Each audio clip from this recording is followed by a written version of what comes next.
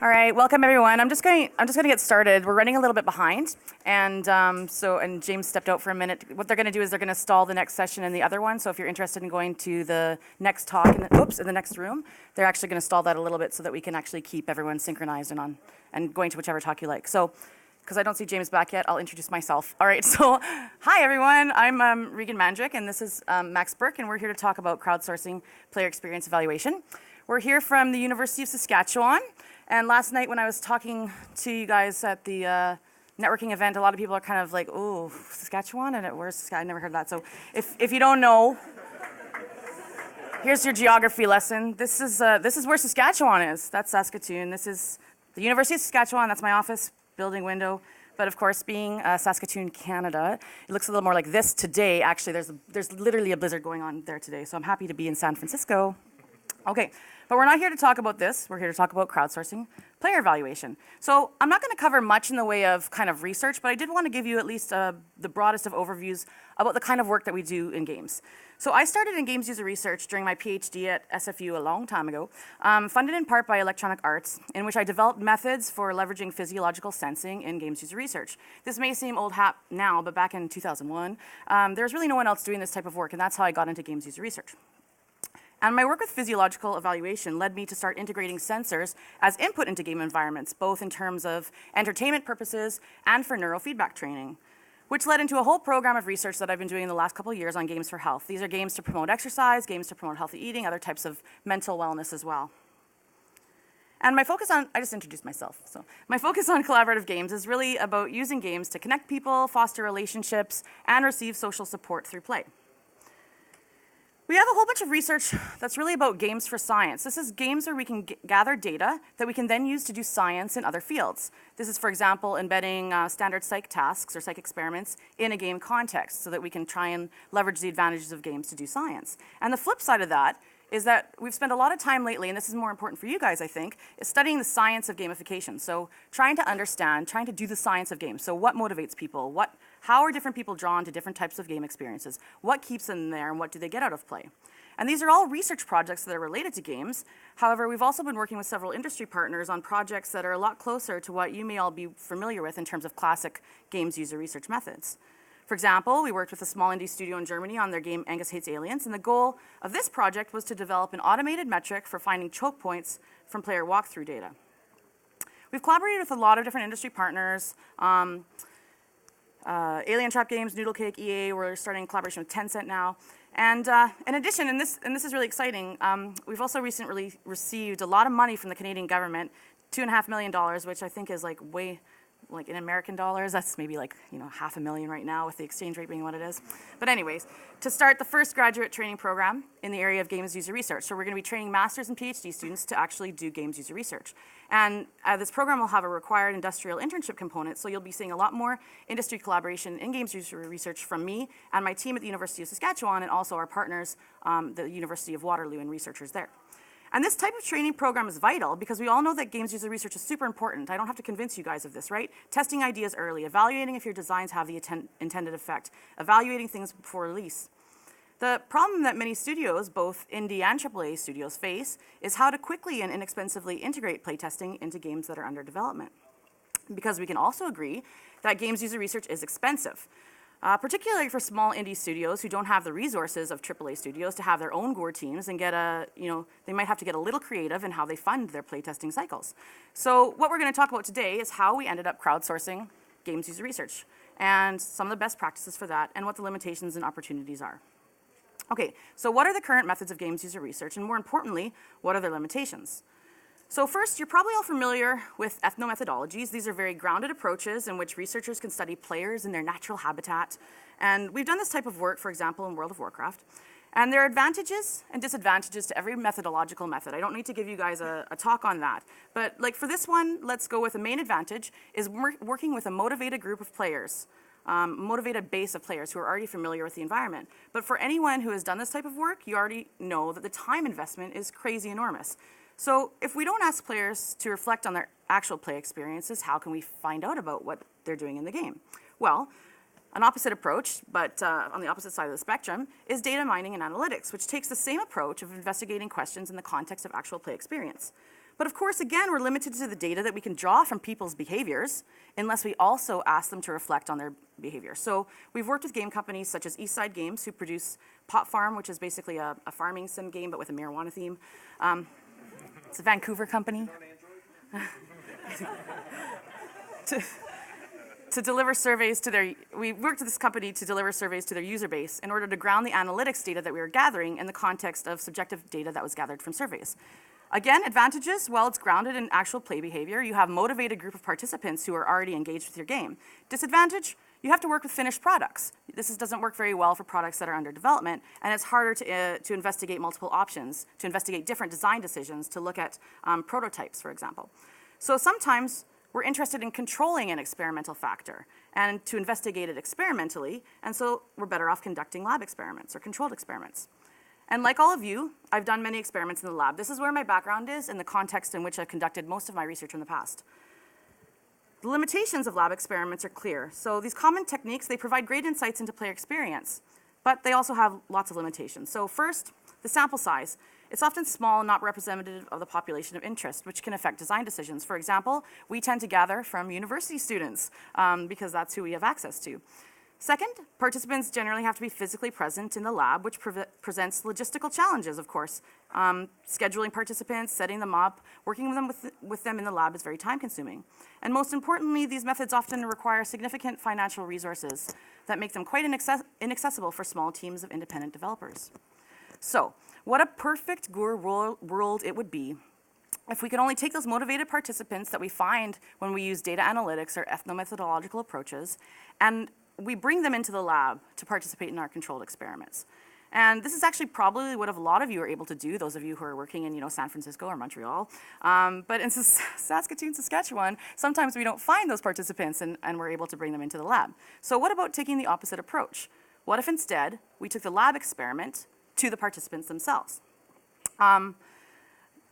Again, Saskatoon sometimes makes this difficult to do because we can't just so Eric and Andrea from Scopely, I think they're here, gave a wonderful talk at KaiPlay a couple of years ago where they talked about doing user testing in line at a hot dog stand that was close to their offices. But again, Saskatoon, there's not that many hot dog stands that people are lining up at in the winter. So we can't really do that. But luckily, someone smart invented the internet. And so that's where we get to online experiments. So let's get an experiment ready online, and let's deliver it to those motivated players that we already find online. So for example, these heat maps that you see here from a study that we just conducted looking at how expert FPS players use audio cues to figure out the location of their opponents. And to motivate experienced players to participate in our experiment, we allowed them to review their performance at the end of the experiment. So we gave them advice about how they could have improved their opponent location awareness as kind of a reward for participation. We posted the study on several forums to recruit players and received a pretty good response. The problem that we ran into next, though, was that our follow-up study was about creating several versions of an audio cue training system and then testing the efficacy in helping novice players learn audio cues and translate those into in-game performance. So recruiting novice players is a little bit different now. We don't have this motivated group of participants that we can access through forums. So how do we find these participants and how do we motivate them to participate in our experiment? Well, the answer is we can still find them online, but now instead of rewarding them with knowledge, we pay them in cash money. So this leads us to a transition that our group has made in the last few years, in which we crowdsource most of our experiments online. Basically, we take our experiment, we deliver it online, we pay them cash to complete it, and it's worked very well for us. So since we started doing this, we've conducted dozens of crowdsourced studies with over 4,000 participants, and we've seen lots of success, but it hasn't been all fun and games. So we've learned a lot along the way. We've made a lot of mistakes, and we've learned a lot about how to crowdsource games user research. Max has been on the ground involved in kind of the nitty-gritty of actually deploying game studies online, and I'm going to pass it to him. Oh, this is very small now. To talk about the details about best practices.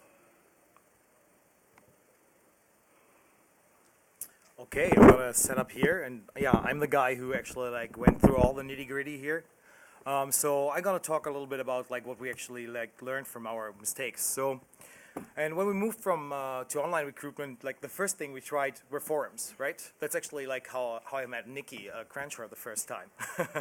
We needed World of Warcraft players who were willing to reveal their character identity and participate in a short reaction time task. And the task actually required them to install a Java applet.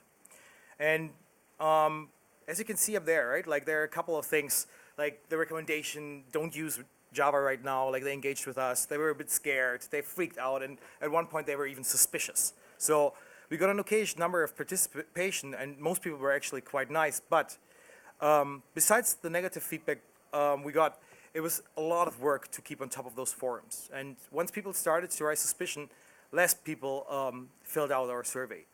At one point, we decided to take it down, yeah. And the end, the project completely failed because we needed way more people than we actually could recruit. We tried online recruitment again at a later point in time, and this time we actually got it right. Regan already mentioned the the FPS study about audio queues. So in comparison to our WoW attempt, it worked because the system was less demanding. We didn't look for large samples, and they had something to gain from it. Right, so we got feedback like, it was a fun test. Thanks for pointing out how important sounds are in a competitive game such as Quake Live, and good luck with your studies. So in this case, online recruitment was successful for us, but we felt that the investment outcome ratio was still off. So we started to dabble with crowdsourcing. Amazon Mechanical Turk, or MTurk, is a platform that acts as a broker between requesters who offer a range of human intelligence tasks called hits and paid workers. Traditionally, those hits are marketing questionnaires or simple categorization tasks, but since it has been shown that it can also produce valid research results, more and more research is actually done via MTurk. So MTurk solved all of our initial issues that we had with online recruitment. We run studies from 10 people up to 500 people, and with more than 500,000 workers, we never had an issue to recruit people. So all this is like run basically like in one day. At the same time, we could reduce our time investment and overall costs. We pay around like $1 per 10 minutes. Amazon charges an extra 40% after 20 participants. So you pay around like $8.4 for an hour, which slightly reduces our participant costs here. But the real benefit is actually the time you save and can invest into other tasks. You reduce your recruitment, scheduling, participant communication to a bare minimum, and that gives you more time for other parts of the process. The MTurk community is not exactly representative for the population, but research has shown that studies run online produce comparable results to lab experiments. Some tasks work better than others, and it's perfect for getting quick feedback on design choices. So the majority of workers is either located in the US or in India. There are workers from everywhere in the world, but US and India are the only countries that make it possible to make cash out of MTurk. In other countries, you simply get like a gift card. The majority of workers is around 30 and earns around 30K per year. The female population is slightly higher in MTurk. 69% of the US workers, like asked about it, agree that Mechanical Turk is a fruitful way to spend time and get some cash. The message here is that the majority of workers does not work on MTurk to make a living, but to fill free time slots and make money to pay for extras. MTurk offers multiple ways to select which workers are allowed to participate in your study.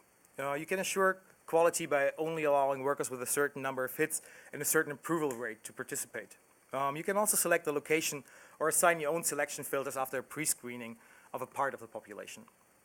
When you build your own system, you can also pre-select workers and pay the selected ones a bonus.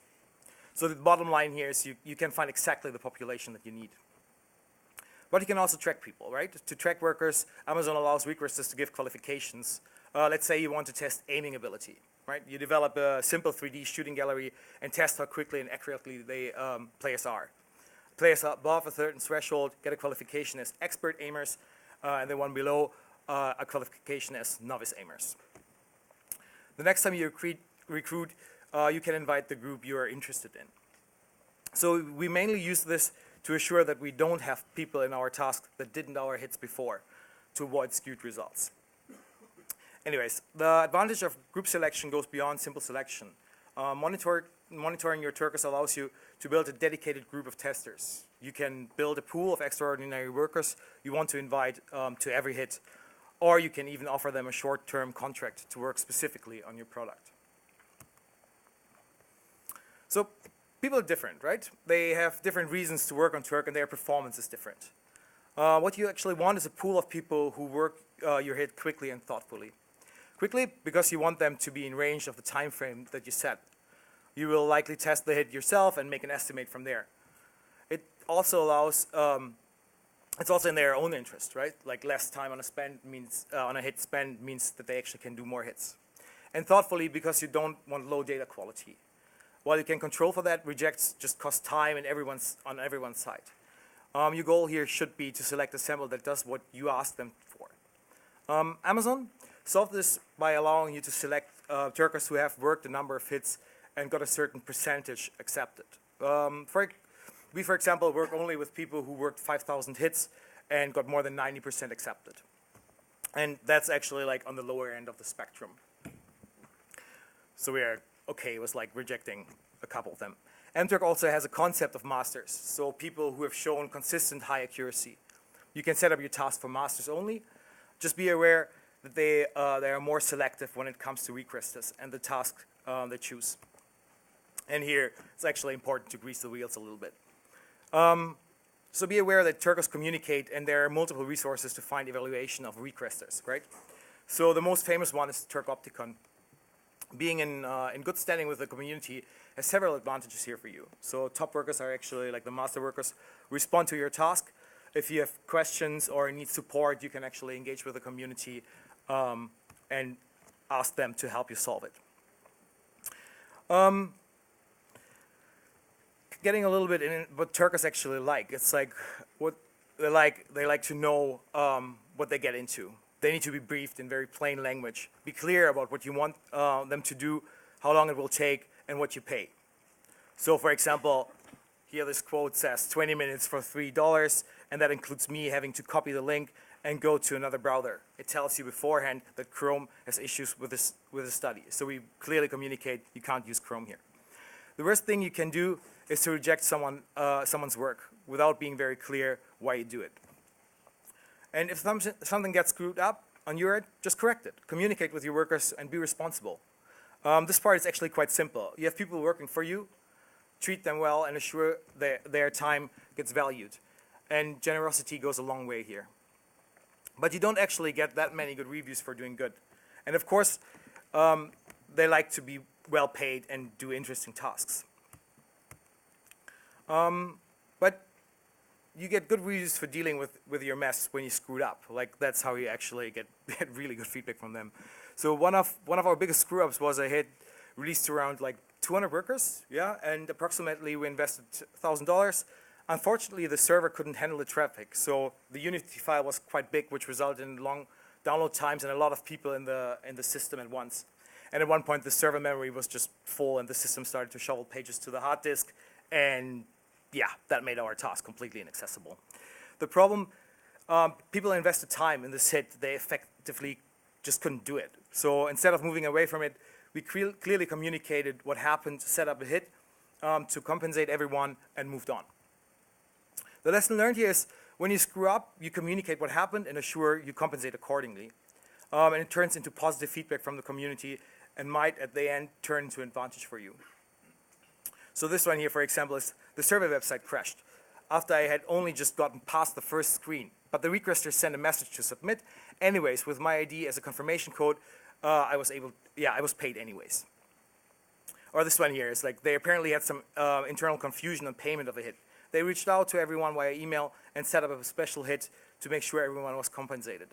And you see always here above, it says fair, fast, and pay, and that's the Turk Opticon ratings that the Turkers, like every Turker who has this plugin installed, can basically see and decides on which hit they're actually committing to. So it shows that after having internal confusion, like after having this situation where the server crashed and like it was a little bit confusing on our end to figure actually out what happened there, we compensate. But even if you don't screw up, but they do, just be generous with them. Every worker who uses Turk Opticon sees your rating and will or will not take your hit. And that's something you should be aware of.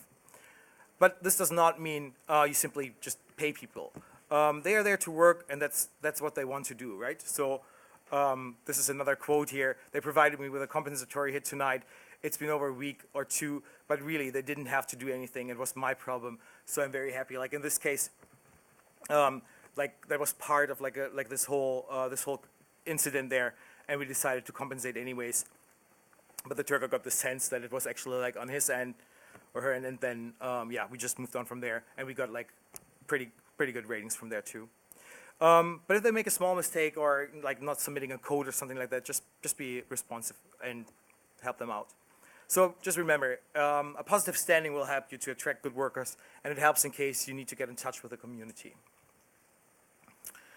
There are a couple of things workers don't like. They don't respond well to deception, right? This one here says, game is a small portion of the hit, mostly bubbles. Bubbles is like questionnaires, they call it bubble hell. There's even bubbles about the debriefing. Lots of ACs, which are attention checks, though non-deceptive. And yeah, so attention checks are questions like, if you read this answer, click agree. So it's totally fine to ask those. If you do, just be straightforward about it and don't hide them anywhere. Like they feel decepted and they feel controlled, and they really don't like that. We stopped using them at one point because what actually happens most of the time, they simply answer them correctly. It's a good way to actually learn about the community and build some trust in what they're doing there, that the data quality you get out of there is actually what you're looking for. And my experience is that they're doing very well there. So yeah, here's another quote. Man, this was irritating. The game was just a bunk clone, but the constant bubble hell sucked. Also, a ton of ACs and requesters who do that are pretty shady. He still gave us great ratings, apparently. So I'm okay with that. But again, like they really don't like lots of questionnaires, but for our research, we use a lot of questionnaires. So if you do that, then just make sure that you implement your questionnaires in a way that they're actually like readable, easy to click, that they're quite accessible for them. Yeah, so here's another one. I hated this hit, 10 rounds of a game and then having to answer the exact same questions after each round. And it's not just a few questions, it's like 40 of them. When it finally was over, I was so happy, but then had another 5 pages of bubbles. Oh, they really were in bubble hell there. Yeah. But, okay, that's what we do. Another thing we discovered is that like reverse questions can actually be a problem here. So what they do is like they work quite quickly and thoughtfully. But you know, missing a knot happens to the best of us, and it just screws with your results if they misinterpret questions. So just be clear, have everything out in the open, and let them work your task.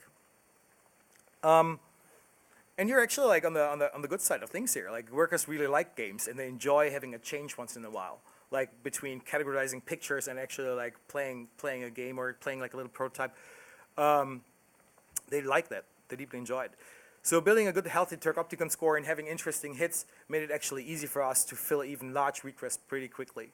Like I mentioned before, we had like hits that were like 500 people, and we just did that in 4 hours. Like who if you run like a user test with 500 people in 4 hours? Like how is that going to scale? So for us, this means that we can test questions that require many participants and iterate quickly in a short amount of time. So the only time we actually had issues to recruit was when we started to investigate workers' interaction with each other. We wanted to have 2 people chat with each other, including a video feed. So the study was actually quite invasive here. But after accepting the hit, workers were put into a queue. Once 2 people were present, we paired them, and this task actually started. To avoid long waiting times, it's crucial that always enough people are in the system.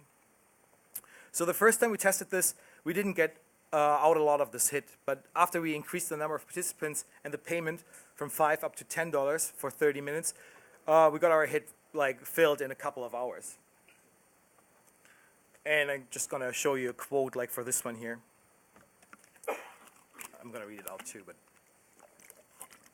so he's saying, I just wanted to say that this was by far the most fun hit I've ever completed in my life.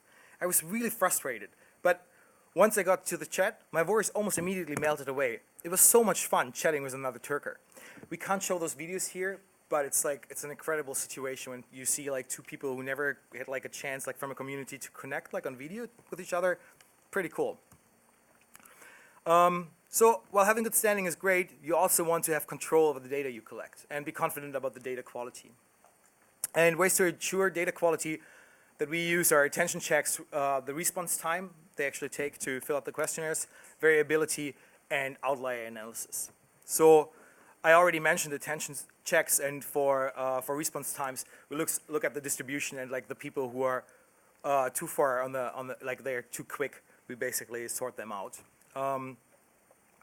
And you also should find like good variability like in your individual scales, but like people who just answer your questions all in the same manner, those are the ones that you want to remove. And of course, you can also like perform standard outlier analysis, like just looking at the standard deviation and remove those who are ±3, for example. So to identify workers who try to cheat the system, we use a combination of these criteria. We are careful here, and only those workers who are clearly trying to get a free lunch are the ones that we reject.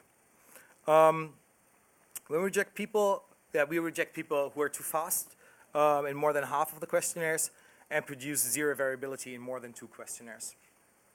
In our experience, workers, answer attention checks. Like I said, like that's actually not a big deal, and that's why we removed them. We don't reject outliers because like not for the rejection reason, because some people are simply like ±3 SD, and that's not a reason for rejecting them from a hit. But of course, these criteria are you can use those criteria and vary them to actually clean up your data set. Right, there are a couple of advantages for games user research that crowdsourcing has to offer, especially for indie developers, I think. But I think we can discuss this over this day. But they might not have the infrastructure to actually run a test lab, and they still need this feedback. So logistics is a big one. It simply saves you time and money to run tests online. Being all digital is wonderful because it forces you to define input and output of your tests sessions, and working online forces you to specify every detail in advance and standardize your procedure.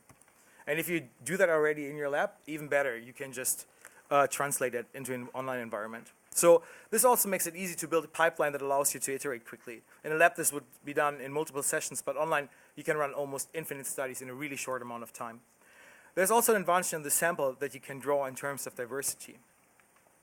And there are a couple of limitations, right? So there are a couple of open challenges. For example, hardware control is one observation, and I think the biggest one here is actually the issues around IPs. So the hardware is unstandardized, but current browser standards help with creating a comparable experience. We identified 3 main issues with observations. There's like the no direct access to users issue, no way to interview, and group conversations are prevented. But you already saw like the little video chat situation that we created. So I think that those observational issues can all be solved. We log our player data. That's I think like a very simple way, and the video chat system, as I mentioned, is a great way of facilitating actual observation and conversation and interviews in the same environment. And there are also like solutions around physiological data, but because Regan did her PhD like in this topic, I think she should really talk about that. So one of the advantages of bringing people into the lab is that you can instrument them with a lot of sensors, and I spoke at the beginning of how I got into GUR by doing this. And we've actually started to look into how we can actually do this online as well. So other companies are looking at facial expression analysis. One of the studies we did this summer was looking at the efficacy of extracting heart rate from the videos of participants participating in our experiments. And we found that we could actually do this quite successfully to get tonic heart rate changes from the webcam videos that we're getting as part of our Turk experiments. I'm sure that many of you sitting there are thinking, like, what about IP? What about releasing our IP into the wild like this? And obviously you run into the same problems in the lab. And the last thing that a studio needs is online participants leaking images of their graphical assets or videos of their mechanics, especially for products under development. But a lot of the approaches that you have for mitigating legal issues in the lab work online too. And we found that there's not really a need to be worried, basically, because a lot of the master workers that we've been selecting for our experiments make their money by doing this. There's a lot of people, like Max mentioned, who do this on the side, but a lot of people get this, use this as a steady source of income, and they're not going to mess around with that. They don't like messing around with their reputation. So we're looking into we're working with Execution Labs, which is an indie incubator in Montreal, to look at how we can actually do things like use technology to solve this problem by watermarking game content that we're putting online with master worker IDs, for example. And we're hoping to make some good progress on that in the next coming months. So, wrapping up this talk, testing ideas in GUR is important early and often, but this can be really difficult, particularly for indie developers. And results of our experience with crowdsourcing game testing are promising. They indicate that leveraging crowdsourcing as a platform for early testing has the potential to allow both AAA and indie studios to leverage an alternative testing environment with all the advantages that crowdsourcing provides. It provides new opportunity through access to a really diverse sample of participants. It allows designers to address issues related to the age, sex, and culture of the players early on in the process. And finally, crowdsourcing testing opens new opportunities for research in GUR, for example, by investigating how physiological data can be gathered remotely. So what I want you to take away from this talk is that crowdsourcing games testing increases your access to participants and decreases the resources, both in terms of time and money, that are needed to gather feedback on a game, opening up a range of new opportunities for GUR professionals. Thank you very much. Is James here?